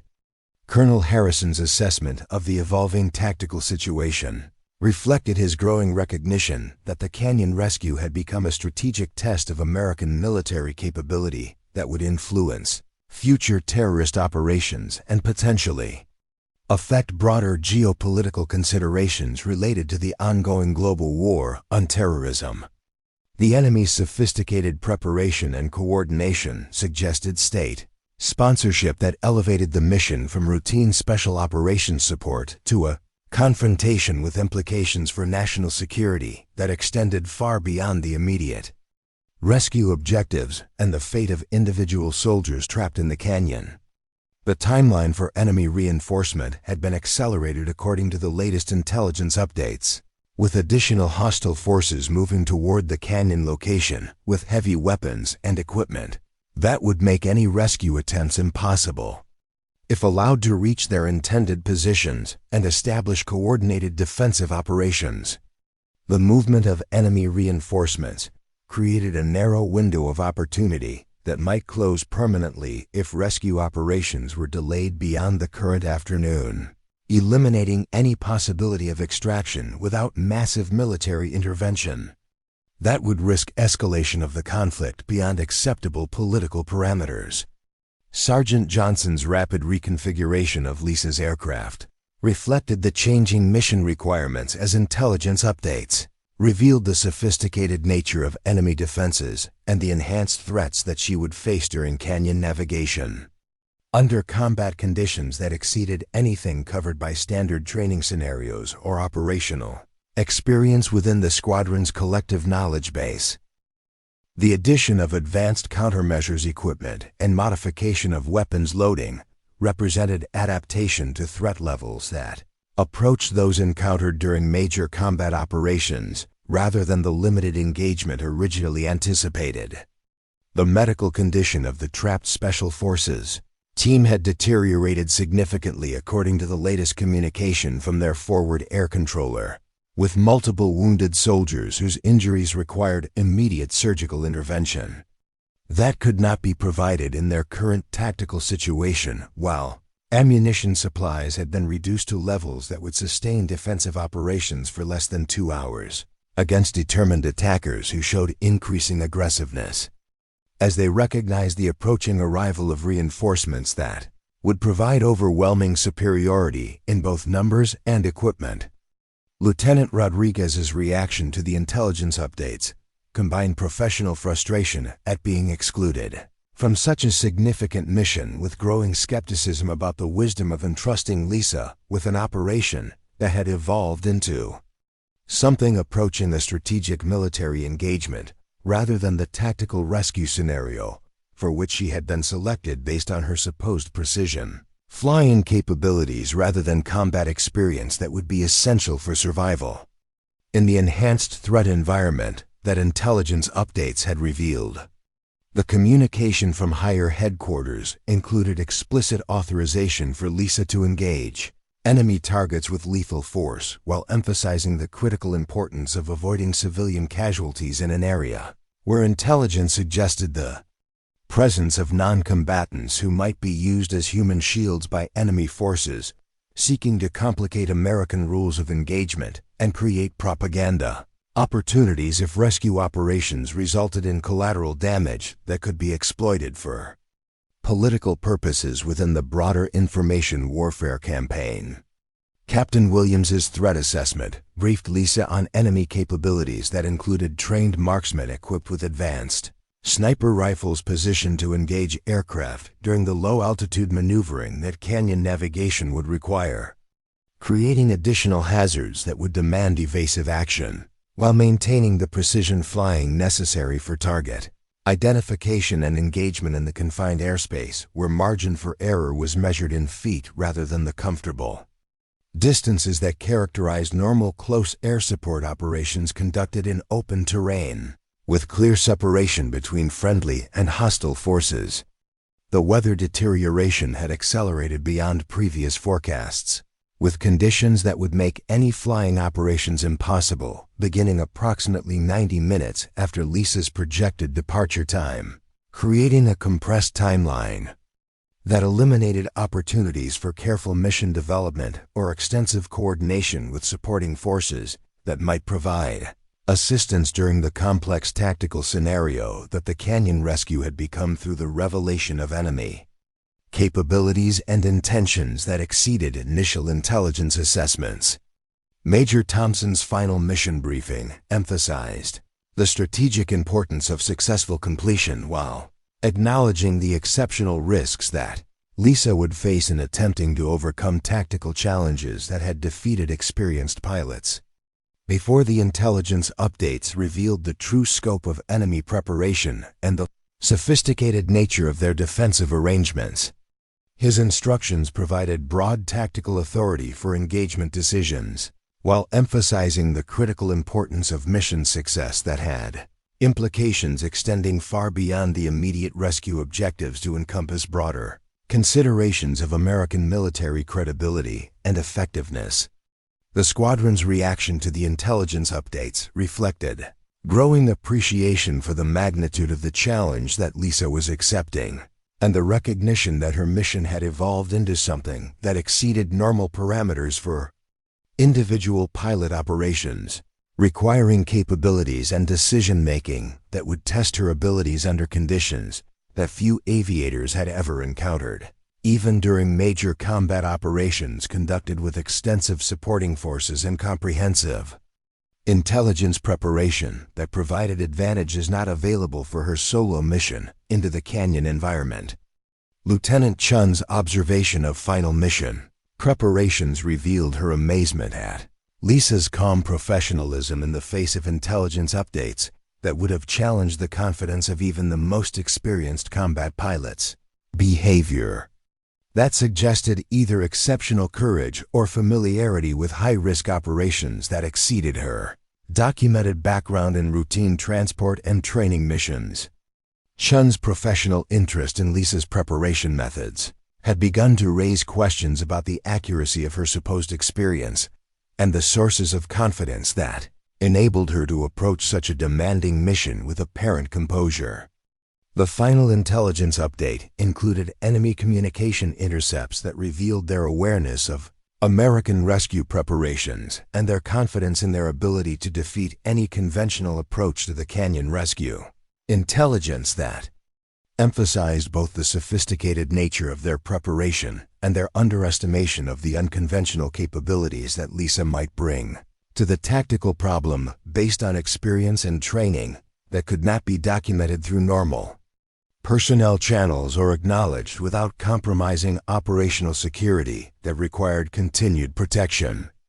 As Lisa completed her final mission preparations with methodical attention to details that exceeded standard procedures, the squadron personnel who observed her work began to recognize patterns of behavior that suggested familiarity with high-risk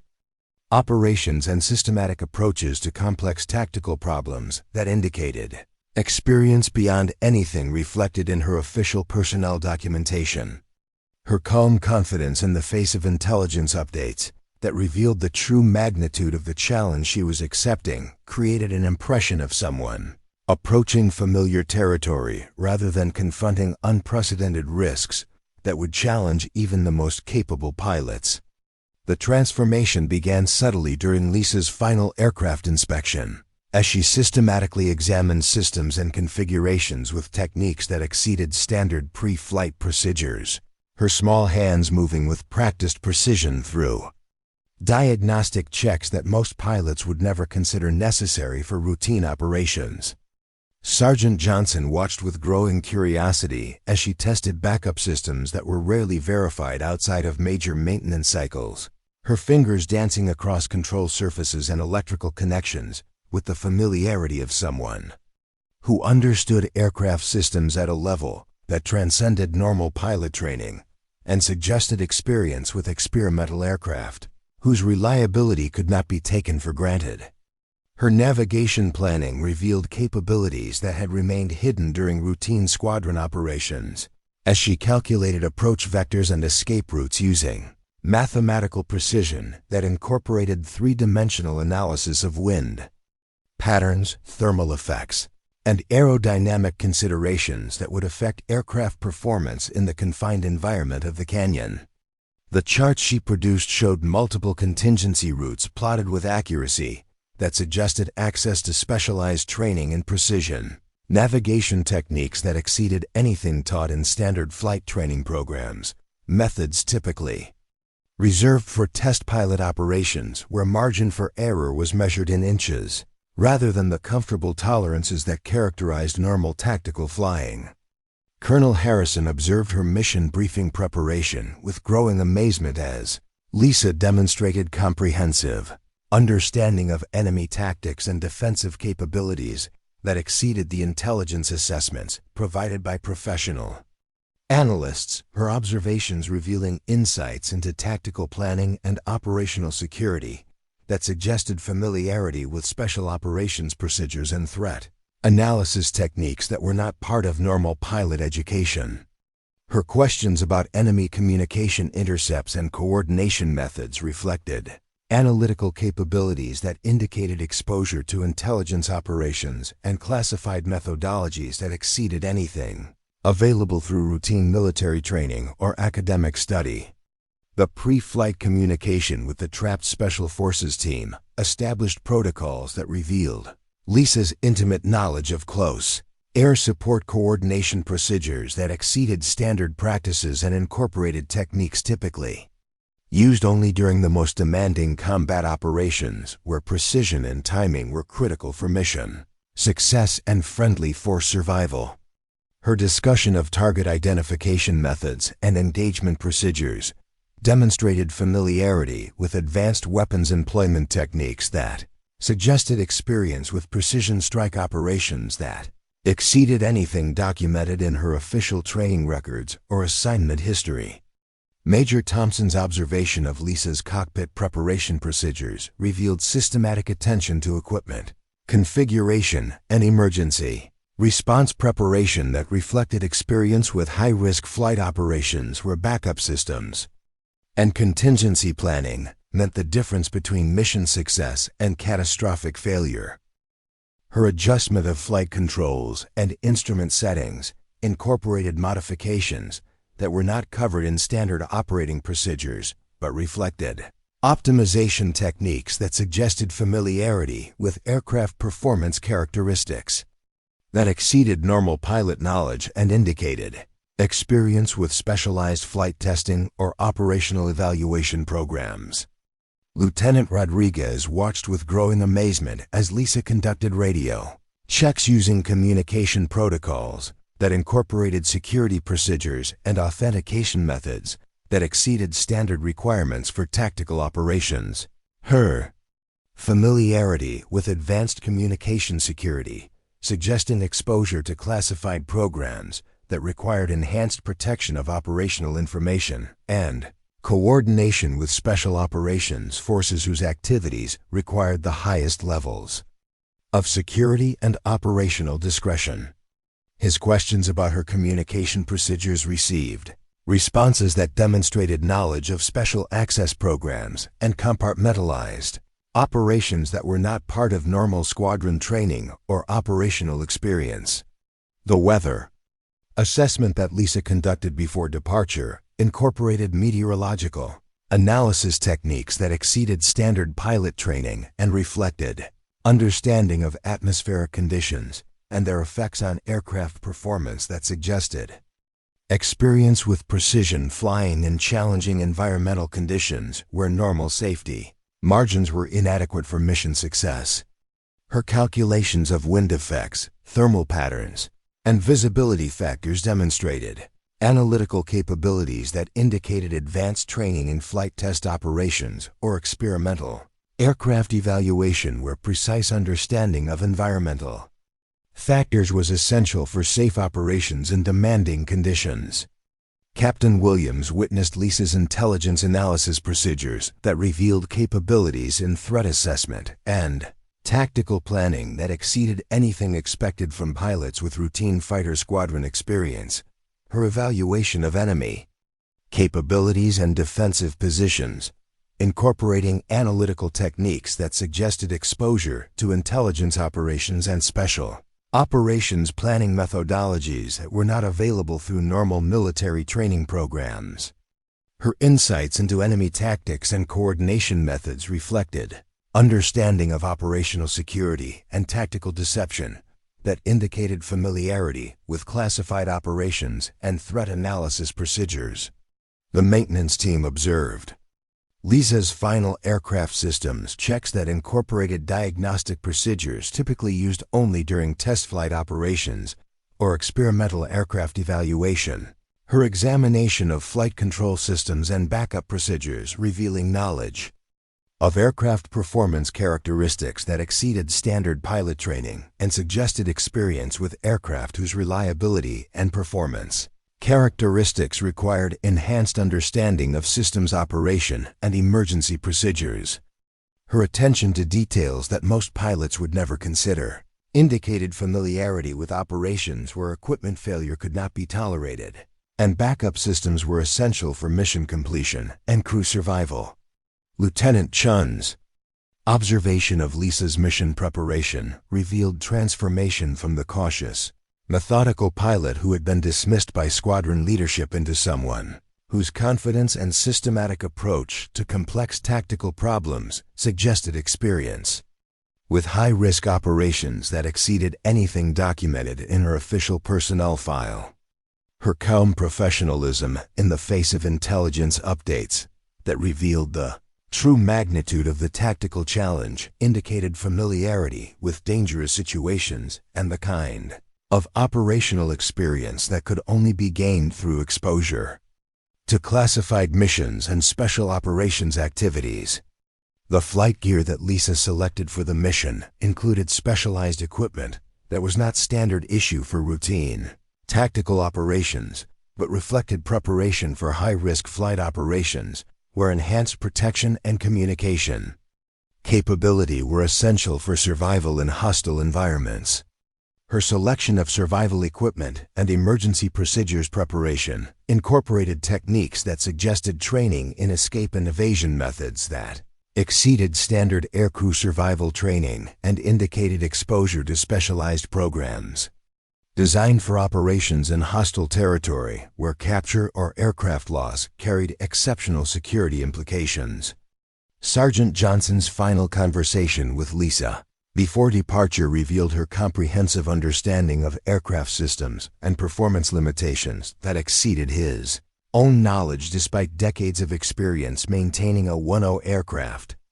Her insights into hydraulic systems operation and backup procedures, demonstrating familiarity with aircraft performance, characteristics that suggested experience with aircraft whose operation required enhanced understanding of systems integration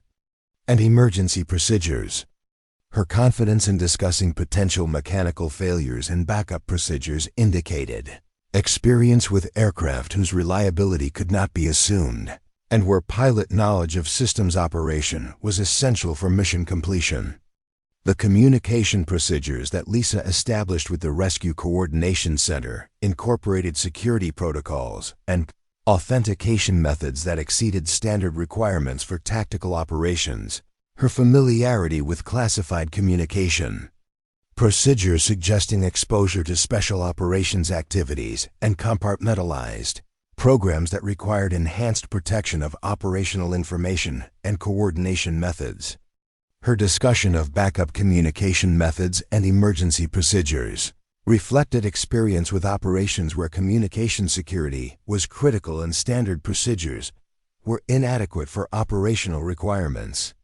Major Thompson's final briefing with Lisa revealed her analytical capabilities in mission planning and risk assessment that exceeded anything he had observed during routine squadron operations. Her insights into tactical challenges and potential solutions demonstrating understanding of precision flying techniques and tactical procedures that indicated experience with operations that exceeded standard fighter squadron activities. Her questions about coordination with higher headquarters and reporting procedures reflected familiarity with command structures and operational authorities that suggested exposure to special operations activities and classified programs that operated outside normal military channels. The transformation in Lisa's demeanor and confidence as departure time approached created an impression among squadron personnel that they were witnessing the emergence of capabilities that had been carefully concealed during routine operations. Her calm professionalism and systematic approach to complex tactical problems suggesting experience and training that exceeded anything reflected in her official documentation. The gap between her documented background and her demonstrated capabilities had become impossible to ignore as she prepared for a mission that would test abilities that few pilots possessed, even among the most elite units in the Air Force inventory. Up next, you've got 2 more standout stories right on your screen. If this one hit the mark, you won't want to pass these up. Just click and check them out.